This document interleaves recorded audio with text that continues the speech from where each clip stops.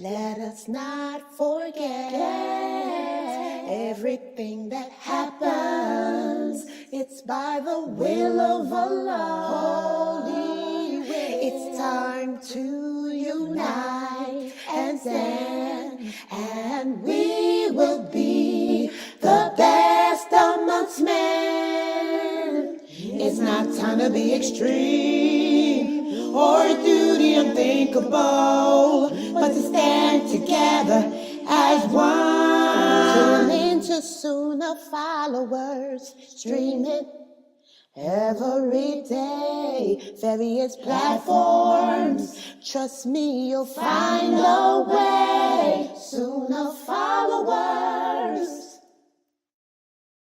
Message from Sunnah followers. This is from Sheikh Saleh. We need to unite. Sisters, wear your hijab, wear your beards, be proud of your beards. Stay home, stay in your home. Stand up, unite, and stand for Allah subhanahu wa ta'ala. That's right, Saleh. We all should stand up in solidarity, not transgressing the limits of Allah, but standing together with patience and understanding. This is Sunnah followers. With dignity, humility, and balance. Assalamu alaikum, brothers and sisters. Listen, we are in dire need of donations to keep these shows running and available for you 24/7. So that means when you're in the car, it's available for you to listen to. Whether you're at work, streaming, playing a game, it's available for you to listen to. Growing your deen and learning about the beautiful, beautiful, beautiful different topics of Islam. Listen, one of the heaviest deeds that could be placed on your scale on the day of judgment is Sadaqah Jariyah. Yes, I know, I'm trying to build deeds daily. So you can too. So listen, feel free, and please, from the bottom of your heart, donate to this wonderful cause, wonderful website and platform to continually push out shows that will benefit you and the Muslim Ummah. Yes, you can donate by going to the Sunnahfollowers.net website, pressing the donate tab. You can also scan the QR code in YouTube on the far left top of our videos that are streaming. Listen, guys, this is very important, and take this as important. We want to keep this programming available for you 24/7 so that you have access in your car, anywhere you choose to tune in to this wonderful programming. Yes, guys, it's all at your disposal. So listen, feel free to donate. Once again, remember, Sadaqah Jariyah, one of the heaviest deeds on your scale on the day of judgment. Hey, I got a couple questions for y'all. The first one, who is your Lord? What is your religion? Who is your prophet? Now, I know this sounds crazy, but if you're one of those people that have been trying to get information and you come across this, or even this. All right, take a listen. Assalamu alaikum. I am Sister Lailanasheeba, the Managing Director and Founder of Sunnahfollowers Online Islamic University. As you know, we have classes every day beginning at 6 p.m. Eastern Standard Time. And we cover everything from Aqidah, which is your belief system, to Seerah, which are the stories of the Prophet, Sallallahu Alaihi Wasallam, the story of the companions. Please join us every day beginning at 6 p.m. Eastern Standard Time. And we are broadcasting and streaming live on Facebook, YouTube, LinkedIn, DLive, Trovo, and Twitch. Assalamu alaikum wa rahmatullah. Proper Aqidah, Quran and Sunnah, Quran and Sunnah, Minhaj and Aqidah, actions speak louder than words, Sunnah following kids, come with me. Gotta work hard to get to here.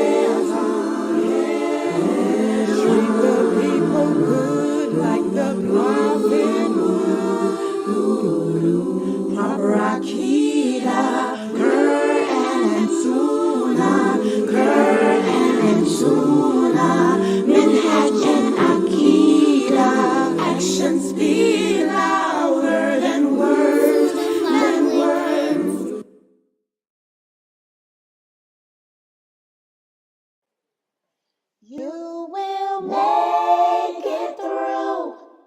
The fitra is awake in you. With Quran and Sunnah by your side, here's a place where it will thrive. You will make it through. You will make it through. The fitra is awake in you. With Quran and Sunnah on his side, here's a place where it will thrive. You will make it through. With Quran and Sunnah on his side, here's a place where it will thrive. You will make it through.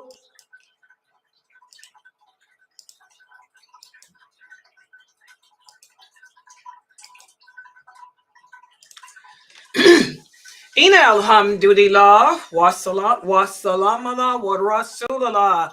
I'd like to welcome everybody to our first class for today, which is our Aqidah class. And of course, that was the commercial for this class. That is our commercial that speaks about making it through. How do we make it through life? That's the question. A lot of people ask me, you know, ever since Ramadan has ended, I've been trying to work on myself, which I hope everybody's working on their self too. We're supposed to keep it moving and try to compare ourselves when next Ramadan comes around. And what I've been working on with myself is not staying up all night, because you guys know I'm a night owl. You know, I worked third shift for 36 years, so I try to make it a point to be in the bed by 12 o'clock.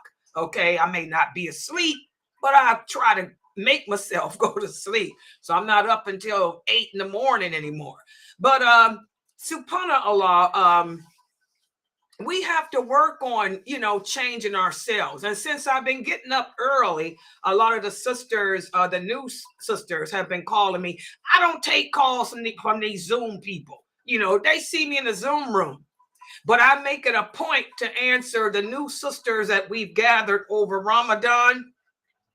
And some of you who, when I see you call, I do, as you notice, I've been taking your calls because you're new, you know. And subhanAllah, seems like the number one question that most of you have is how to handle. How can we make it through? You know, how can I get through my tests, my trials, my problems in life? Because all of us have problems. You know, and Allah will give us problems based on where we are. And what I tell you guys, when you call me, I give you all the same answer. The only way to make it through is through your holding on to La ilaha illallah, Muhammadur Rasulullah sallallahu alaihi wasallam, that belief system. The belief system of the Muslim is everything, guys. That's the only way any of us will be able to make it through. And that's why I love that commercial, you know, that I put together. The video, the man is crying, because that's how life does. It starts off with the woman crying. And I made sure when I put that video together that I use people from all over the world, black, white, Arab, Pakistani, so you can see that all of us are faced with problems in life. Okay, and sometimes we get to that point where we say, what's the point? What's the use? I'm tired. You know, we get tired of dealing with the same old drama, just on a different level. Same drama on a different level. And the thing I see with the sisters here, because I deal with the sisters, I don't take calls from the men. Y'all know that. Men call me, they'll never get an answer. But for the you sisters, I take your calls. And all of you seem to have the same problem. It's an issue dealing with your husbands or your sons or a man that you're supposed to be marrying and it's not working out right, or your father is preventing you from doing it. Seems to be the drama, you know, for most of you sisters, you know. And then you get over one drama, you finally get your father or your guardian to agree to a marriage. Then you realize once you get married, there's a problem with your sons and your new husband. And let me talk about that for a minute. Now, do you sisters, I was talking to one sister, she's a Bantu. Most of my people that call me are from Africa. Most of my students are, I don't know, my dawah always appealed to the Muslims in Africa. May Allah bless all the Muslims in Africa, because they saw through it in 1986. My first followers were Africans, subhanallah. You know, and all the sisters that call me about this, you know, I want y'all to understand, do you see the wisdom of Allah? The wisdom of Allah. Now you women are older, and now that you have sons from previous marriages, now do you see why Allah makes the rules that he makes? The children belong to the mother when they're young. But when the children reach the age of puberty, that's when the father steps in. Do you get it now? Because it's hard for a man to raise another man's child. Do y'all see that? Because your son, you know, is not going to take direction from another man. He's going to that's just automatic. And your new husband is going to be jealous and envious of your boys because this is another man's child. Even in the animal world, it works that way. Do you sisters know that if a new lion comes upon a pack, he will kill all the male cubs? He will kill all the male cubs of the previous king. You know, that's just how Allah made it. So now you see that wisdom as to why, you know, when a woman remarries, who's deserving of the children now? The father. Because it's going to be opposition there. Those two men are going to be bumping heads, all because of their attachment to you. So you sisters are going to have to learn how, like I was advising one of the Bantus that called me this morning, you know, deal with it with dignity and humility. And like I suggested to her, because alhamdulillah, she belongs to a good Islamic community. And like I told her, you know, you might want to do counseling with the imam because she has a good imam. I know the imam of her community. So I told her that imam, I know him. I said, he's a good imam and he does counseling. He'll sit down with you and with your new husband and your son and try to help you guys to work it out. Okay. So now you see the hikmah, the wisdom of Allah. That's why we should never question Allah's laws and Allah's rules, because he knows his creation better. And the same with the girl. For those of you who are not aware of it, I'm going to make that a topic for one of my Ask Sister Layla live shows. And I'm going to probably have Brother Muhammad Ziyada. You guys remember Brother Muhammad Ziyada, who's a police officer and also a counselor for youth? I'm going to have him come in for that. You know, we have a big problem here with sexual molestation in our Muslim communities. Oh, yeah. A lot of women, you know, are marrying men and they have children from previous marriages, and they find out that their new husband has molested their daughter or made some type of sexual advancement. That's a big problem. I get I don't talk about it with you guys because it's confident. That type of stuff I can't talk about. I can talk about other stuff with y'all, but not that. That's personal for people. I get about 3 phone calls every 2 weeks.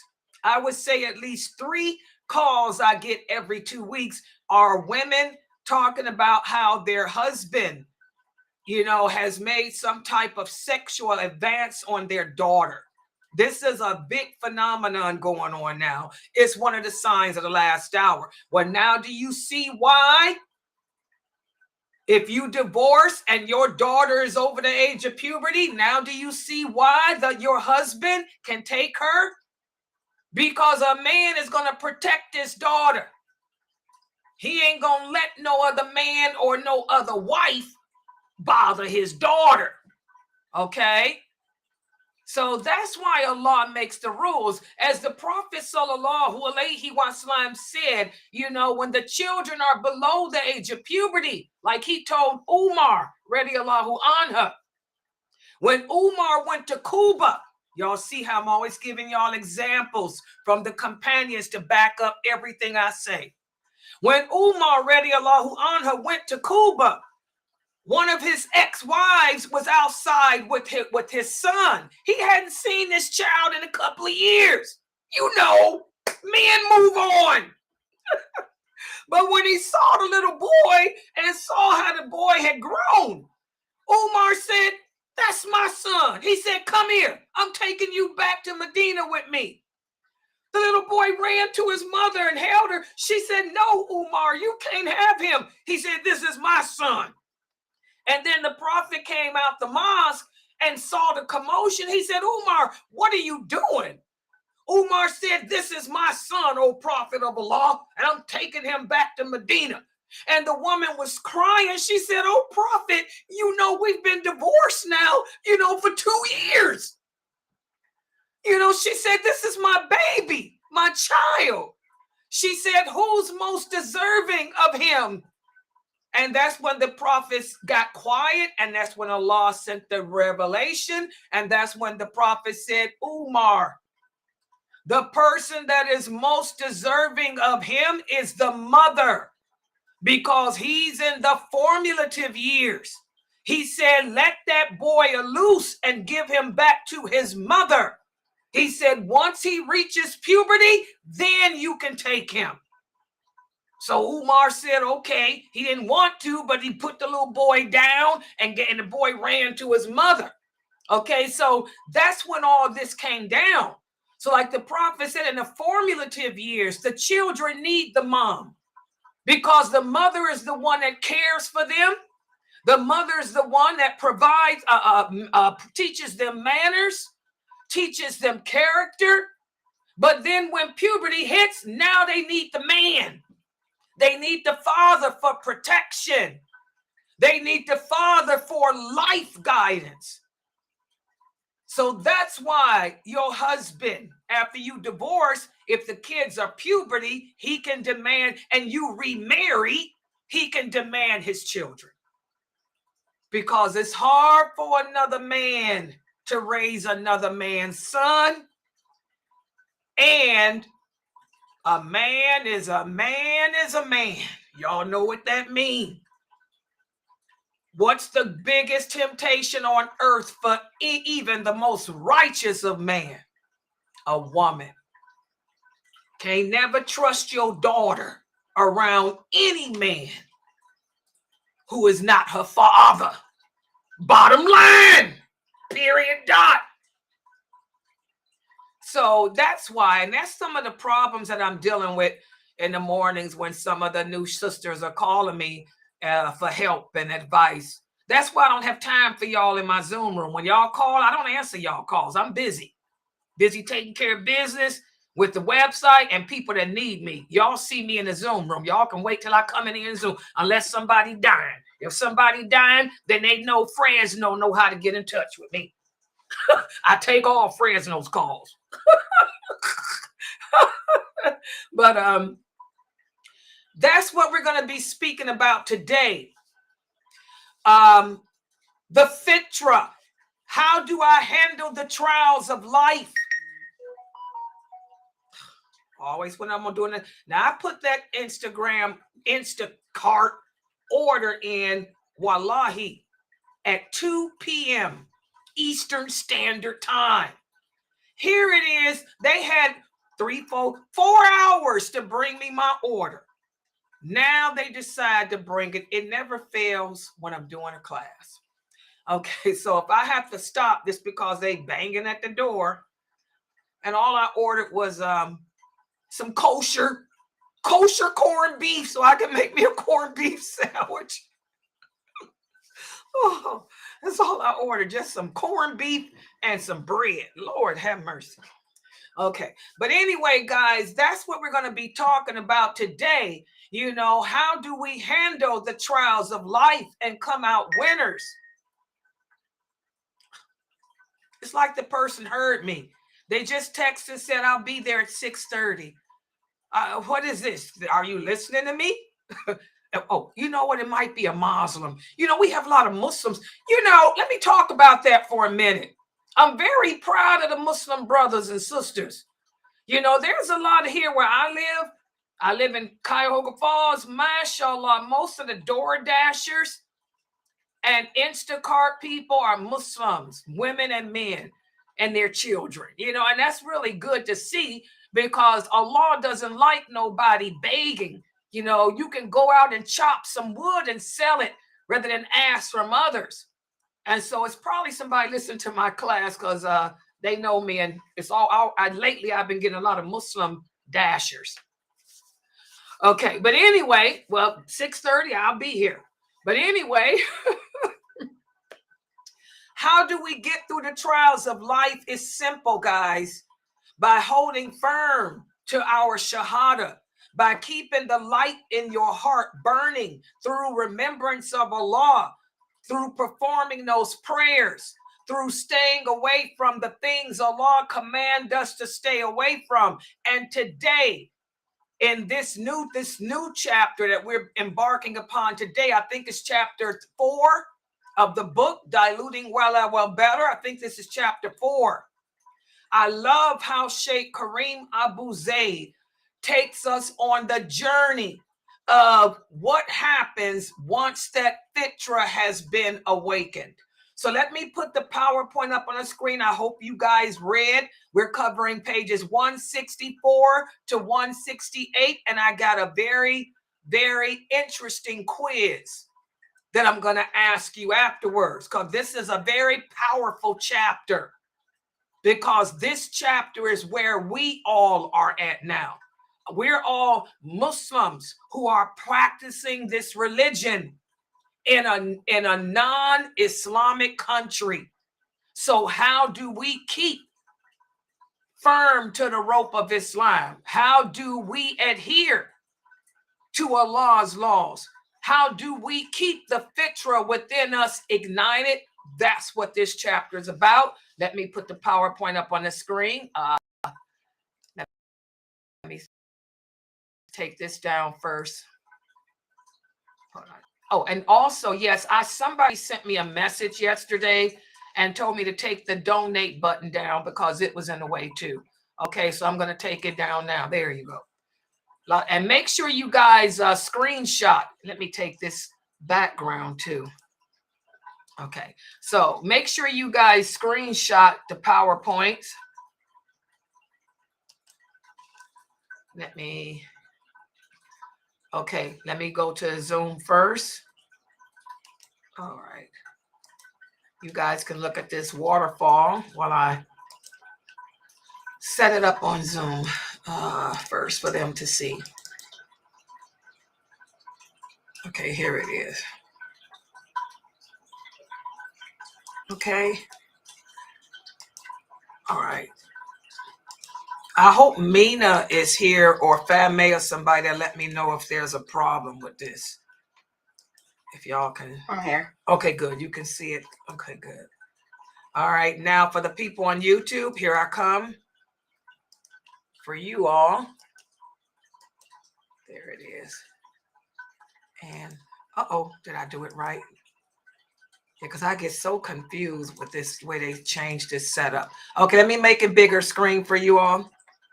You like that waterfall? My little DNA cousin, my little Viking cousin Rashida's here. May Allah bless my baby girl, my cousin. Yeah, I like waterfalls too. Love them. That's why I live here. I live in the, that's the waterfall of where I live. Let me show my cousin. Well, I can't take that. Yeah, that's one of the waterfalls over here where I live. Jayla took that picture last summer. Last summer, me and Jayla had went past, it's down the street from me, to that waterfall, and she made a video of it and for me to put on here, and I used it last summer too. Yeah, that's one of the waterfalls here where I live. Okay. Inshallah, everybody can see. And again, for those of you who have not yet purchased the book, please go to Amazon.com and pick up this. This is Diluting Wala Wal Bara. It's $20. It's worth the money. Don't settle for an ebook. The ebook does not do it justice. You need to have a book that you can hold in your hands and smell the print and study the print. So please, guys, purchase the book from Amazon. It's $20, and this book is almost 600 pages long. It's very much worth it. It should be a part of every American Muslim's library. Okay? And today, I think we're on chapter 4. We'll be speaking about how to implement allegiance and disassociation in a faith-filled environment. And this is where all of us are right now. And let's take a look at it. And Sheikh Kareem Abu Zayd begins this chapter by reminding us that once the fitra has been awakened. Oh, here we go. Hold on for a second, guys. That's my. Told you they'd come as soon as I start teaching. Oh.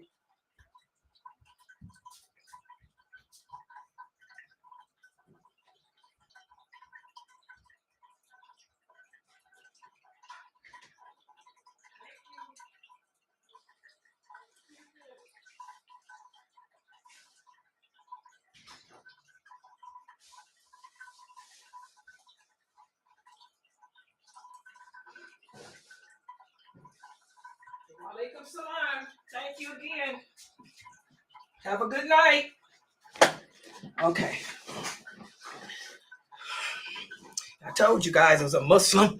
It's a Muslim. Okay. As Sheikh Kareem Abu Zayd begins this chapter by reminding us that once the fitra has been awakened within you, you're going to find yourself being drawn to want to seek out other Muslims and be around other Muslims. And I'm sure everyone listening to me can relate to that. Now that your faith has been ignited in your heart, you want to go to the mosque. Look how many women during Ramadan, even though you know you get rewards, more reward praying at home. Look how many of you still were drawn to the masjid. It wasn't so much for the reward of going there, because you know that your reward is at home.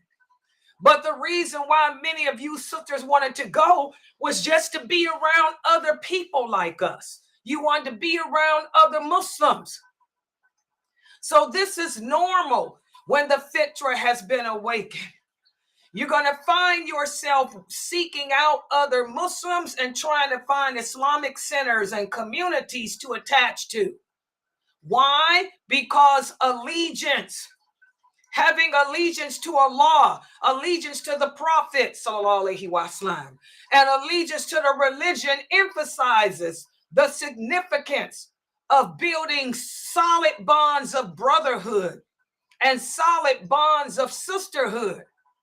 Okay, you're looking for that sisterly love from someone who looks like you, dresses like you, believes like you. You go to work every day and you deal with a bunch of non-Muslims who are the opposite of you. So now you want to make that connection with someone who you don't have to explain yourself to. Someone that you don't have to justify your actions with. So that allegiance, that love, and that support, that's what you're seeking. And in regards to distancing, al-bara guides us in addressing harmful or detrimental behaviors, because al-bara, it protects our integrity and causes us to uphold our Islamic values. So now you want to be around other Muslims who don't drink, who don't smoke cigarettes, who don't curse, who don't have boyfriends. You want people like yourself. And so once we enter into this stage of development, now comes the time where we have to learn how to get along with each other. Why is it that many of you are still here? A lot of you came here during Ramadan because you were drawn to the knowledge. And now you're staying here because you want to know how to take that knowledge and implement it when you are in contact with other Muslims. Well, the only way you can learn how to implement allegiance and disassociation, with other Muslims is by following the example that the Prophet Muhammad and his companions laid for us. Okay, that's why I'm always using their examples with you. Because by integrating their teachings, integrating their practices into our interpersonal relationships with each other, this is how we develop a community that's based on unity, compassion, and respect, while remaining firmly grounded in our Islamic identity. So again, we have to have that example of the Prophet and the companions. And that's why there are some Islamic communities that you just don't like going to, because they're different. They don't have the attitude that the companions had. They don't act like them. But you find yourself drawn to those communities where the Imam is teaching the Quran and the Sunnah, where the Imam is doing the same thing I'm doing, giving examples of the companions and their stories. You're drawn to that because they are the mentors of the Muslims. They are the superheroes of Islam. There is nothing that we are encountering in our lives that they haven't. Like I told the sister earlier, this problem she going through is the same problem that Umar's ex-wife went through when he wanted to take her son. Okay? So there is nothing that we are facing today that they haven't already faced. So they are the example. And a faith-centered community that upholds this allegiance and its principles, and also upholds distancing like the Prophet and the companions did, this is a community that you're not gonna want to ever leave, because that community will help your fitra to grow and your soul to become more and more trained. That's why it's important as an imam that you don't just lead the people in the 5 daily prayers. That's why it's important that the imam have lectures too. You want us to give lectures 3 or 4 times a week too. You want to have lectures addressing what the people need to hear. Some of these masjids, they just do the prayer and that's it. No, where's the classes? Subhanallah. So the core of loyalty and allegiance, it entails helping each other, supporting each other. And this goes beyond geography. It goes beyond your political situation and physical limitations. Instead, we have to become brothers and sisters in faith. That allegiance so strong that I can overlook the fact that you are of a different culture, a different race, a different social status. But what brings us together is La ilaha illallah. And because of that, we are a family. We are a family. And that is why it's important for us as Muslims living in the West to make sure that we develop and establish Muslim states within our society. Does everybody understand that? What do I mean by a Muslim state? Okay, this is not a Muslim country. It's not our job to try to go around and convert people to Islam and try to turn it into an Islamic state. That's not what I'm saying. We live here in this society just as the companions lived in Abyssinia, which was another Christian society. But we established our own Muslim state. How? Through the masjids. By establishing masjids and Islamic centers and schools. So that way we can all live here in this world and be successful in this society, obeying the laws of this society, and still have our own separate Muslim identity and state to go to practice our morality. Does everybody understand that? So it's crucial to unite together as one under a Muslim state. I didn't say an Islamic state. I said a Muslim state. There has to be a masjid. There has to be an Islamic community. That's why the Prophet said, whenever there are two or more Muslims living in the same town, they have to establish congregational prayer. They have to establish a gathering where the Muslims can come together to remind each other of what our purpose is. Does everybody understand that? To also help each other in our times of need. And we can also come together to enjoin the good, forbid the evil, to help each other to establish allegiance to Allah, to the Prophet and this religion, and to encourage each other to distance ourselves from the things in this society that contradict that. So that's a Muslim state, not an Islamic state. Does everybody understand? We live in America. America is not an Islamic state, and it ain't your job or mine to make it that.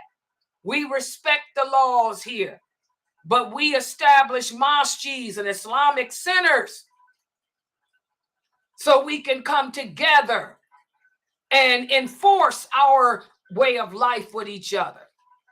Okay, everybody understand that?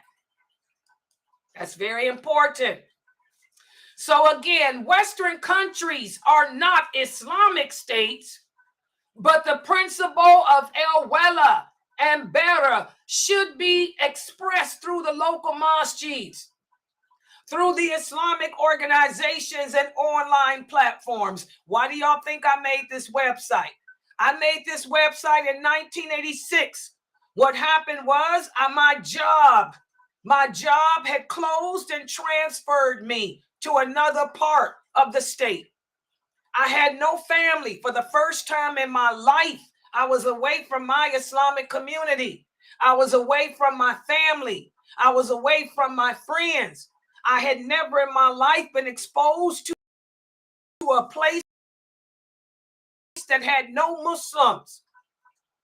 So I developed a guide to bring Muslims from all over the world together to give classes so we can learn the deen and maintain our Islamic identity. So that's what you do. The Western countries are not Islamic states, nor should you try to impose it to be an Islamic state. But we establish our masjids and the organizations to maintain our Muslim identity. And in turn, we connect, we share our knowledge, we help, and we create an atmosphere of solidarity and unity. Everybody understand that? And this is incumbent upon us. This is something that we have to do. When the companions migrated to Abyssinia, they did that. They established a masjid. They would meet together to pray. They did the Eids together. and all of that, even though they were living in a Christian country. All right. So by fostering an environment of love, compassion, and support, we can uphold the spirit of allegiance. And this will help to strengthen our hearts. This will allow our recently awakened souls to find peace and encouragement, even though the society is not one of Islam. Does this make sense? It should make sense to everyone. Okay? Again, it's all about brotherhood. It's all about sisterhood. That's what the Prophet Muhammad sallallahu alaihi wasallam emphasized. That's why if those companions were living today and they saw or heard how you Muslims today are calling each other kafirs and oppressing each other, they would be dumbfounded. Because Islam is based on brotherhood and sisterhood, unity. We are one nation. We worship one Allah. We're supposed to be in solidarity with each other. But the problem is Muslims today do not understand the concept of brotherhood and sisterhood. And that's why we are our worst enemies. The worst enemies is not Israel. The worst enemy to the Muslim is ourselves. The Prophet Muhammad sallallahu alaihi wasallam said it. He said our nation would never be overcome by its enemies, and our nation will never be destroyed by our enemies. No matter how much the Zionists in America want to stomp out Islam and kill all Muslims, they'll never succeed. But the Prophet said our destruction will come from each other. We will kill each other. We will oppress each other the way we're doing now. So it ain't Israel we have to worry about. It ain't America we have to worry about. It's each other. And that's sad because we do not understand the concept of brotherhood and sisterhood anymore. We've gone back to racism. We've gone back to tribalism. We've gone back to all of that garbage which destroys us. And without that unity, we'll never survive. And to give an example as to how crucial it is for us to understand the concept of brother and sisterhood, Ibn Masud, may Allah be pleased with him, he shared some insight. He said, when you read the Quran, you will come across the words, "O you who believe." He said, when you read the Quran and you come to a sentence that says, "O you who believe," listen attentively, because Allah is either carrying a message of goodness to enjoin upon you, or he's giving you a message of warning. So, "O you who believe," that means straighten up, listen. And this is why it's crucial for us to have a Muslim state within our society, because that way we can remind each other. When we come together, we remind each other of the call of Allah. We enjoin the good with each other and we forbid the evil. That's why we have to have these masjids. And we have to have these Islamic centers and organizations.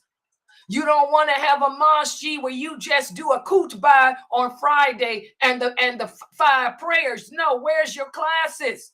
You should have weekend classes for the adults and the children. Maybe a couple of lectures during the week for the adults. The weekend should focus on the children. Come on, Muslims, we got to get it together. Listen to what Allah says in the interpretation of the meaning, "O you who believe." That means listen, what's getting ready to follow is something very important. Allah says, "O you who believe, fear Allah by obeying his commands and staying away from what he commanded you to stay away from. And do not die except as a Muslim in submission to him." Subhanallah. That's important. That's extremely, extremely important. In this surah, Al-Imran, Allah is telling the believers something important. He's given us a powerful warning that if we leave the path of Islam and take on another path, we're doomed. We're supposed to hold on to the rope of Islam until death. Don't deviate to the right. Don't deviate to the left. Don't adapt the behavior, the morality of the non-Muslims. We have to be mindful of our commitment to Allah and live each day of our life in submission to him, to his laws, his rules, his guidance, not man's, not your own. Does everybody understand that? And we've deviated away from that. We've become the Ruwaybida. We're taking fatwa, Islamic opinions over the Sunnah, over the Hadith, over the Quran. We're making things haram that Allah didn't make haram. That's not a state of submission to him. Also, in another verse, Allah says in the interpretation of the meaning, hold firmly to the rope of Allah, all of you together, and do not become divided amongst yourselves. And remember the blessings of Allah upon you. Remember when you used to be enemies and he brought your hearts together and you became, due to his blessings, brothers and sisters in faith. And you used to be on the edge of a pit, but he saved you from it. Thus is how Allah makes clear to you his words so that you be guided. Subhanallah. How many of us are living this verse? How many of us are holding on to the rope of Allah together? When we're sitting around nitpicking, tearing down each other, when we're sitting around looking for faults in each other, is that holding on to the rope of Islam together? When we're calling each other kafir or innovator or deviator or whatever because you see something that person's doing, ain't got nothing to do with his belief, nothing to do with Tawheed, but because you disagree that sister has on makeup. Let's use that as an example. I keep telling y'all makeup is not haram, and I challenge any human being on this planet to prove it to be haram. You can't prove it. There's no verse, no nas that says that. Not in the Quran or the Hadith, but I can give you about 50 hadiths that show the Prophet's wives wore makeup outside, even during Hajj. All right? But because you don't like the fact that somebody got on makeup, you're going to call that person a kafir. You're going to call that woman a prostitute. Does that sound like a person who's holding on to the rope of Allah together? Or does that sound like a person that's dividing? Okay? So to achieve this noble and exceptional goal of steadfastness, here you can see the Quran guides us as to how to do it by uniting with each other as a community of believers and protecting our faith, reminding each other, advising each other. And remember, we're a people of dalil. We're people of evidence. If you're doing something that's haram or wrong or bad, you have to bring the clear evidence, not a fatwa, not a verse of the Quran that you twisted around in your own words. It has to clearly say makeup is haram. You ain't gonna find it. All right. So this verse of the Quran emphasizes the significance of unity and cooperation amongst the Muslims.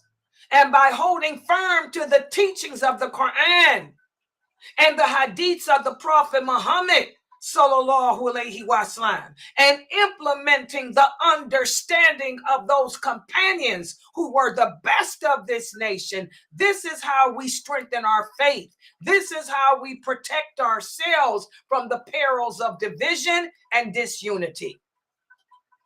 This verse also highlights Allah's blessings upon us. Allah is reminding how we used to be divided. We used to be people of racism. We used to be people of hatred. But now look, through converting to Islam or through adapting Islam as your way of life, now you don't suffer with that ignorance. So again, these verses of the Quran are crucial in establishing unity and steadfastness. And again, these verses also show the importance of having an Islamic community within the society that you live. Establish a Muslim state, not an Islamic state, a Muslim state within your society. So now let's see how well you guys understood this, these pages today. And this was pages 164 through 168. And I really like how Sheikh Kareem Abu Zaid, you can tell that he's an imam. I think the reason why he did so well with this, these pages is because he's the imam of an Islamic center. He's also a creator of an Islamic school.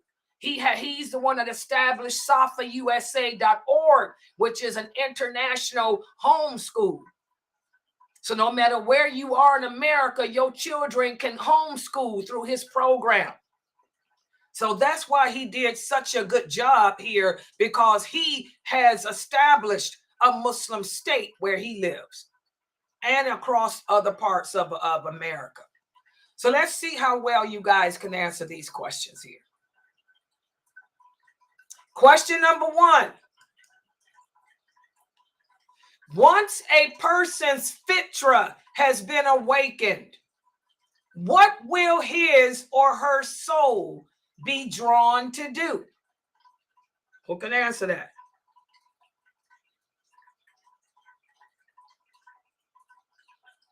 Since the light in your heart has been awakened, what will you be drawn to do now?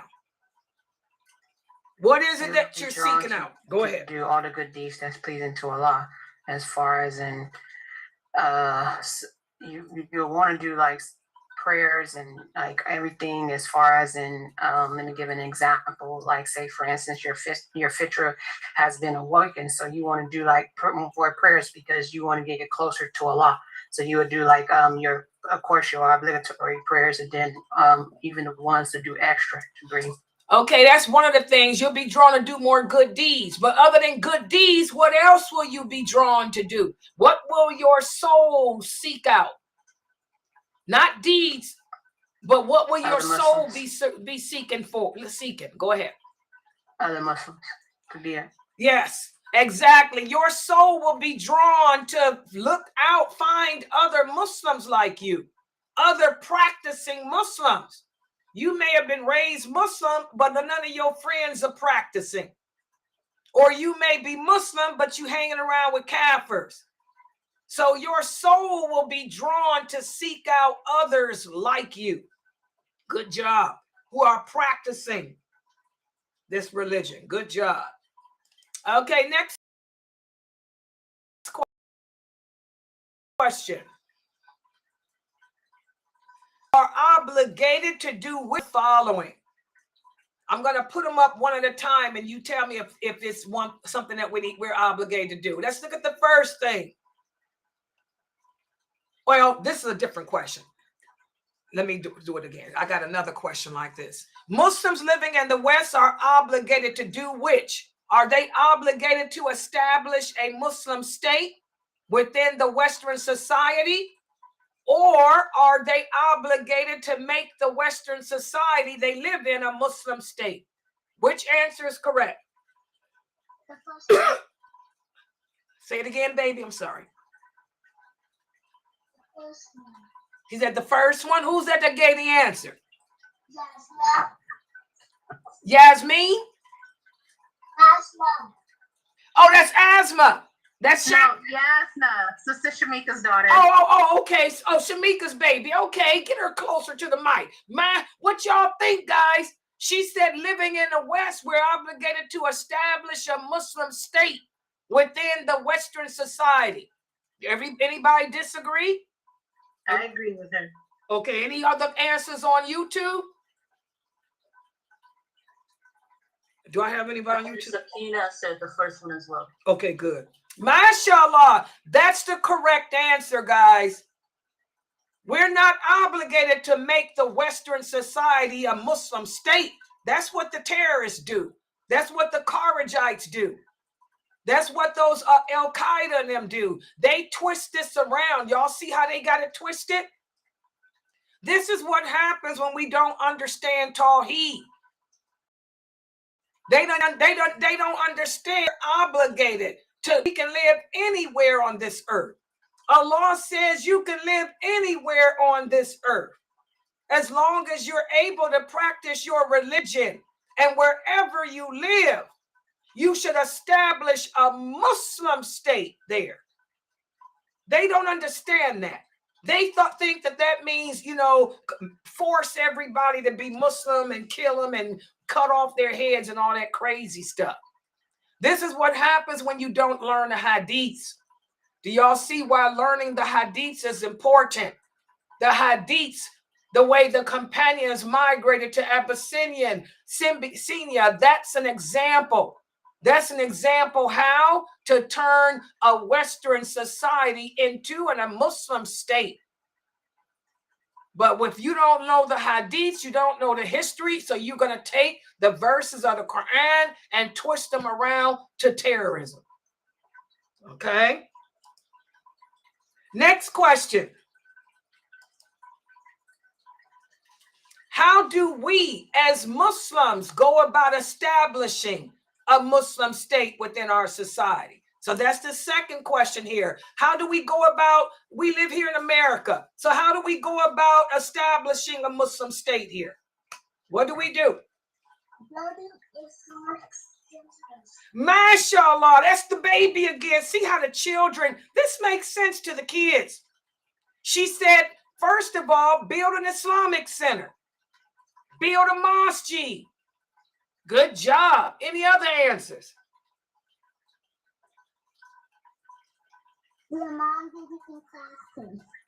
Exactly. And after we build the mosques, we remind each other of what our obligations are. Remind each other what our rules and guidelines are as Muslims. Does everybody understand this? This is some powerful stuff that most men don't understand. That's why you have Al-Qaeda and Hamas, all those groups. By the way, Hamas is a terrorist group too. Don't get it twisted. They're terrorists too. Don't get it twisted. That's what these terrorist groups don't understand. Okay, next question. When establishing a Muslim state within society, the state will entail which of the following? Now, this is the question. I'm going to put an answer up one at a time. And you're going to tell me that by establishing a Muslim state, should I do this as well? Here's the first one. Helping one another in times of need. Is this something we should do when establishing a Muslim state? Helping at times of need. Exactly. Y'all agree with her? She said that this is, yes, good job. Yes. Exactly. This is one of the things that we have to do in order to establish a Muslim state. What about this one? Offer support financially to each other. Do we have to do that? Yes. Yes, good job. That's what that zakat is supposed to be for. Instead of sending your zakat to Gaza, I keep telling y'all that zakat ain't supposed to go to Gaza. That zakat is supposed to stay right there for the Muslims in your Muslim state. If we would do what Allah said, do with our zakat and keep it at home to help the Muslims here, then we wouldn't have any needy Muslims in the world. But y'all sending y'all money overseas to Gaza and all them other places and Syria, your Muslims here don't have no help.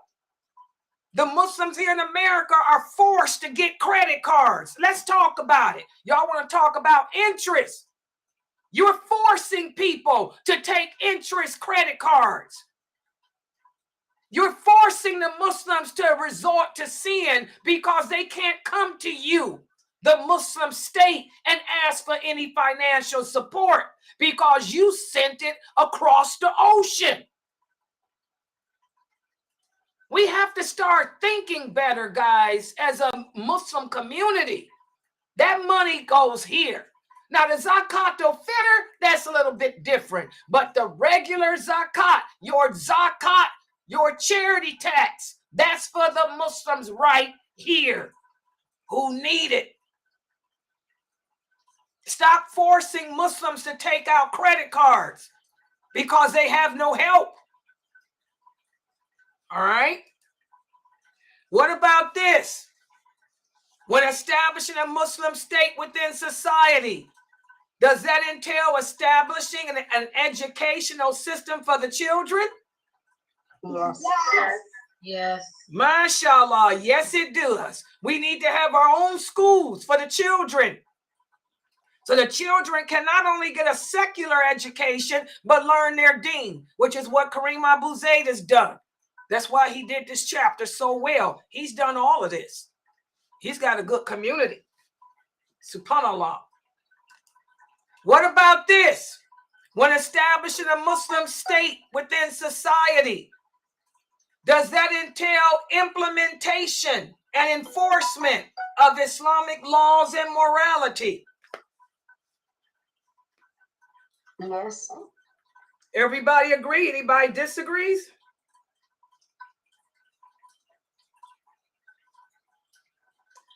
Good job. Exactly. That's the purpose of us having a mosque, Islamic center, or a website like this. So we can implement and enforce the laws of morality. We can teach the lawful and the unlawful. Teach the children what to stay away from. Teach the marriages, the husband and wives, what things to not do as a marriage couple, and etc. What about, huh? YouTube responded yes to everything. Okay, good, good. What about this? When establishing a Muslim state within society, the state will entail also implementation and enforcement of Islamic laws of punishment. What do y'all think about that one?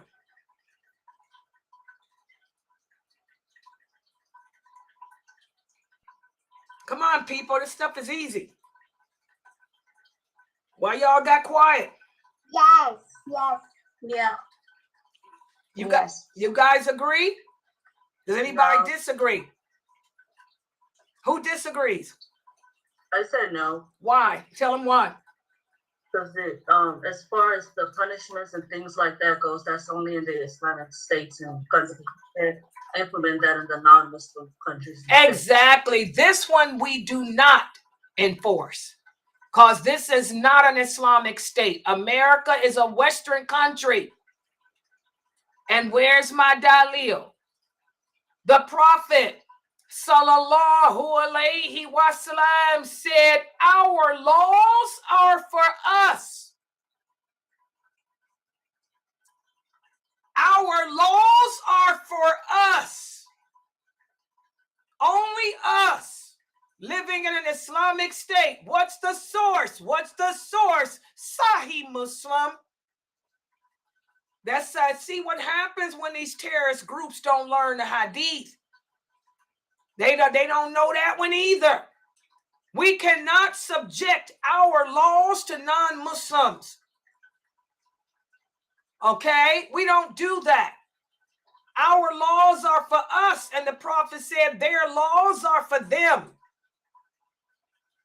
So we don't implement nor enforce Islamic laws of punishment. Punishment, that's different. Because you stole an orange, I can't cut your hand off. If I cut your hand off, I'm going to jail here in America. Okay? That's against the law. And this is not an Islamic state. We have established a Muslim environment within this society, but not an Islamic state. Y'all understand the difference? Is that clear? I cannot stone you to death because you fornicated. Because you adulterated. And I cannot give you 80 lashes because you fornicated. I cannot enforce the Islamic laws of punishment here because this is not an Islamic state. We can do other things such as boycott. That's what the companions did when they were in Abyssinia. Again, this is why we have to learn the hadiths. When the companions lived in Abyssinia, they did not enforce no laws of punishment. They did a lot of boycotting. For example, when Sauda, radiallahu anha's husband, became a drunk, they boycotted him.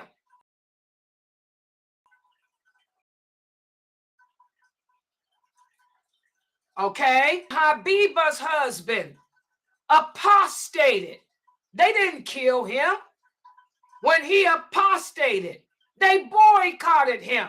And Allah caused him to get drunk and get in a fight, and he ended up getting killed. But he wasn't killed because he apostated. He was killed because he got drunk and started fighting with the people. And the other people killed him, not the Muslims anyway. So our laws are for us. This is what those terrorist groups don't understand. We cannot implement or enforce Islamic laws of punishment in a Western society, though, but we can implement and enforce the laws of morality. The laws of morality we can enforce, but not the laws of punishment. Does everybody else understand that?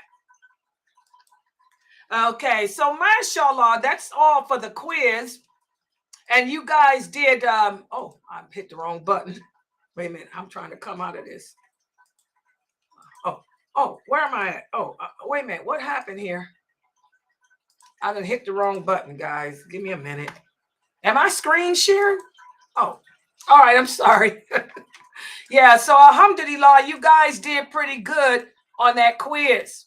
But, you know, and I really like how Sheikh Kareem Abu Zaid put this together. You know, living in a Western society, you know, we have to establish a Muslim state. I like how he used the term Muslim state. He did not use the term Islamic state. Big difference. Big difference. Okay, any questions or comments? Subhanakallahumma wa bihamdika ashhadu an la ilaha illa anta astaghfiruka wa atubu ilaik. Any questions? Go ahead with them. When he said Muslim states, that's more like, I'm trying to get an idea, like it's more individually? No, like Muslim state means masjid, Islamic center. Okay.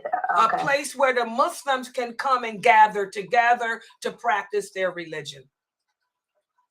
It's just a place where we can come to practice our religion freely.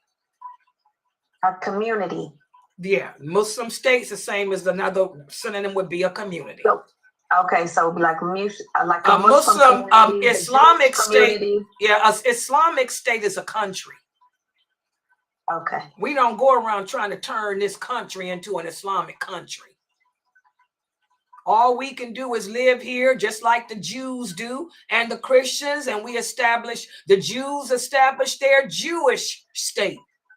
That's their synagogues and their schools. The Christians established their Christian state. That's what makes America the land of the free, freedom of religion. Anybody can come here and establish their own religious or personal state of being. State means state of being.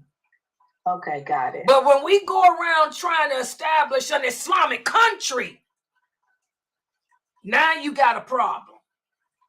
State means state of being, how I'm going to be. I'm going to be Muslim. I have a mosque to go to. I got Islamic stores. I got Muslim clothing and Muslim food, restaurants. And the Christians got the same thing too. But when we talk about establishing an Islamic state, that's why he used the word Muslim state. But an Islamic state, that means you got to live by the laws of Allah, which means cutting off heads, hands. Nope, we don't do that. That's a country. Nope. You want an Islamic state, move your behind to a Saudi or go to Iran. They claim to have one too. Yeah, everybody understand the difference. Mr. Layla? Yes. Today was a good class. I learned a lot. Oh, alhamdulillah, mashallah. You did good on the quiz too. I could tell you learned a lot. Okay, there's a brother here. He says, what language will we all speak in paradise? Brother Abdullah, who told you, where did you get this from? If you're hanging around Muslims who are telling you that they know what language people speak in paradise, these are Mu'tazila. They're idiots, and you leave those people. Those are a bunch of racist, ignorant people who don't know the basics of Islam. They are so ignorant that they don't know that language came from Allah. They're about as stupid. Let me share this. Any Muslim that's telling you that the language of paradise is Arabic, that person is no different than the hillbillies I used to work with. Let me share this story with y'all. Wallahi, no lie. 4 years ago, we were at work. I had just put the clients down who were possessed by jinns. We had just got the clients put down in bed. So we turned on the television, and on the news, they said a study here in America has revealed that 1 out of every 10 children born in America speak Spanish. And they were talking about it. 1 out of every 10 children in America speak Spanish. So we watched the news. I didn't pay no attention. But one of my co-workers, who was a man, he stopped coming to work. He was out sick. I'm like, he was out sick for about 6 weeks. Then when he came back to work, I said, Anthony, where you been? His name was Anthony. I said, where you been?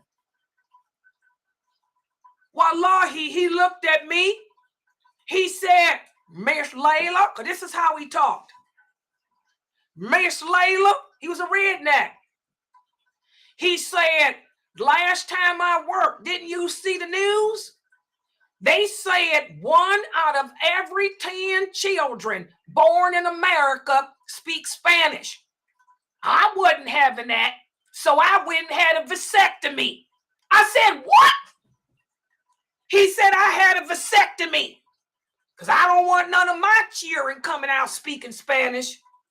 That's how ignorant this man was. And so these people that are going around telling you that you have to speak a certain language, if you don't speak Arabic, you will never go to paradise. They're about as stupid, they're about as backwoods as that Appalachian redneck who was only 25 years old that I work with went out and got a vasectomy because they say 1 out of every 10 children born in America speaks Spanish. That's how ignorant that person is. So, Brother Abdullah, stay away from redneck Muslims. Redneck, ignorant Muslims who don't even know that language comes from Allah, that Allah is the creator of all language. If Allah could understand the cockroach, why come he can't understand English? When Solomon, alayhi salam, and his army were walking, the ant became afraid. She said, "Oh Allah, don't allow Solomon and his army to destroy our homes." If Allah heard that ant, what the heck makes you think he don't understand English? So those people are about as backwoods and redneck as that co-worker named Anthony of mine. Got a vasectomy because 1 out of every 10 children born in America speak Spanish. And I'm not having that. And Allah knows best. Any other questions?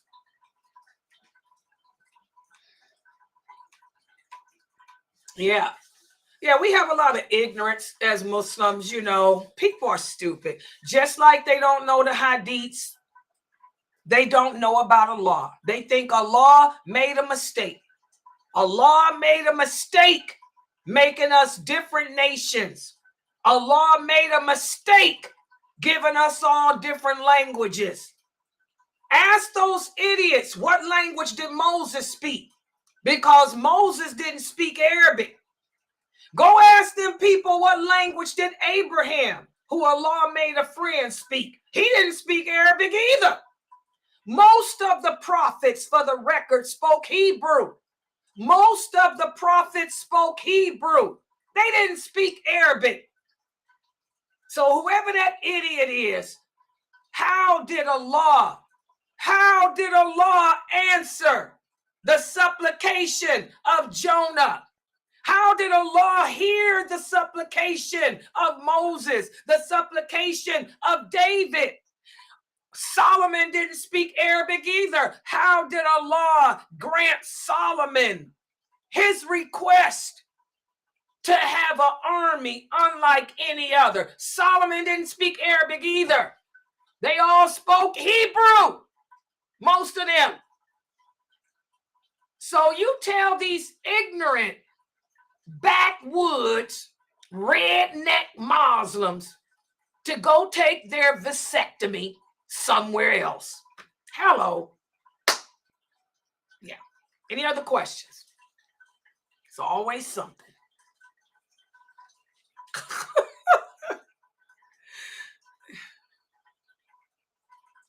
Jesus didn't speak Arabic either. He spoke Hebrew. So tell those backwoods people to go somewhere. Allah is Allah. He's the creator of all language. He's the creator of everything. Nothing that existed on its own. Allah willed it to be. So that's just basic tawheed that we don't understand. And Allah knows best. Yeah, by the way, guys, she's asking about the class. Yes, the next class is at 9. Yes, the 9 o'clock class, and it's the Hadith class. We'll be studying from the book, not, is that it? What's the day? Tuesday? Not of us? Not one of us. Yeah, not one of us. Yeah, not one of us will be today, inshallah. Yeah. Yeah, we're almost done with that book. When we finish that book, I'm going to go over the signs of the last hour. A lot of you have been asking me to teach the signs of the last hour again. And also, when we finish articles of belief, I'm going to teach in joining good and forbidding evil, because that needs to be taught too. Yeah. Yeah. So I'm going to do the signs of the last hour and enjoining good and forbidding evil when we finish these two books. And inshallah, if I'm still living. Okay, guys, I'm going to log out for right now. I'll be back at 9 p.m. Eastern Standard Time. And by the way, guys, please support us. Alhamdulillah, you haven't heard me ask for donations because Alhamdulillah, Ramadan, you guys sent a lot of donations and you took care of all of our expenses for last month and this month. So thanks to your Ramadan donations, that's why I haven't asked for donations. But now we're at the end of this month and we only had $100 in our account yesterday when I checked. So we're back in need of donations. Remember, it costs $2,500 a month to run this website. It's probably more than $2,500. All the videos we putting out in programs, it's probably more than that. But we need $2,500 a month to cover our website expenses. Please support us. You guys did such a good job supporting us during Ramadan. Boy, I wish people would donate like that every month. If people donated like that every month, I wouldn't have to ever ask for donations. You know, every Ramadan, that's the best month for us, you know. But yeah, please support us, guys. And you can scan that QR code at the top. By the way, let me see if that QR code works. I've been putting it up there to test it and never tested it. Let me test this code. What do? Hit it? Does that code work for anybody?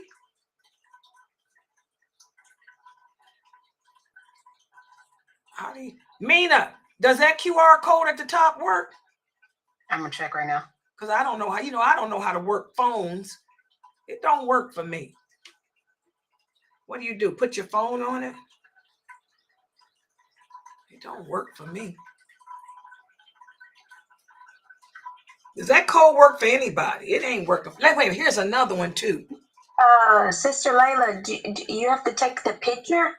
And then when you take the picture, it'll say QR code and click on it. Oh, you got to take a picture of it? Sister Layla, it works. Oh, okay. I got to take a... I just put the second one up. Maybe that first one don't work. Let me delete that first one. Which one are you so? Because that first one ain't working. The one that's on the... This one here works because this one I did because I did. This is the second one. This first one needs to be deleted. How do you delete it? Oh, God. Well, anyway, I'll just keep the second one up. Because the second one worked. What's up with that first one anyway? Yeah, but this one's working, right? This one here works, right? Let me try it again. Yes, that one worked. Oh, is that what it was? The first one was up more? Let me look at it. They were different in that. This is the first one, guys. Try to work that first one, y'all. Both of them worked for me. Mine, and that one don't work for me. But this one did. Both on the iPhone, both of them worked for me. Okay, what about now this one? This is the second one. That one, well, it ain't there. This one works for me, the second one. So I'll keep the second one up. This one worked. I need to make some new QR codes. It worked for me too. I just did it again. Yeah, that one works. Maybe I need to make some new ones. That's the program on this thing. The program on this thing, QR code. I click on, they got their own code. That's why it didn't work. Oh, what is this upload image? If I can upload an image, let me try something. I got a QR code on my computer. Does it work? I don't know if it's to the website or to that. Let me try this one. And what's the link? Let me see it. HTTP. PayPal me, right? PayPal me / Sunnahfollowers. I'm putting another one up to see what happens. And the text will say donate. Let's see. Create. See if it let me make a new one. Did it work? Okay, where'd it go? I don't see that. What's this? This is not it. That's a different one. What is this? No, it should have been at the... Oh, wait a minute, guys. I made the wrong one. Let me try it again, a different one. How do you delete this? Delete. Delete this first one, too. Okay. Let me try it. I hit the wrong button. Oh. See, this one won't allow me to add a picture. Okay, that's their QR code. It won't let me add a picture. Well, all right, but this one works. So I'll just keep this one. Try it again. I'm going to ask them about that. I'm going to ask them about that QR thing. Let me see. Yeah. Is this the right one, Mina? This one, I didn't delete the wrong one, did I? Is it working for you, Mina? Yeah. Okay, that's the right one. Well, that's the QR code. I have to call these people up on the phone because the other one I used to use, y'all notice I ain't been using it because they done changed it where I can't. It looks like this. I don't want it that way. It should be the other way, but I can't flip it. I used to could flip it, but with this new program they got here, I can't flip it around.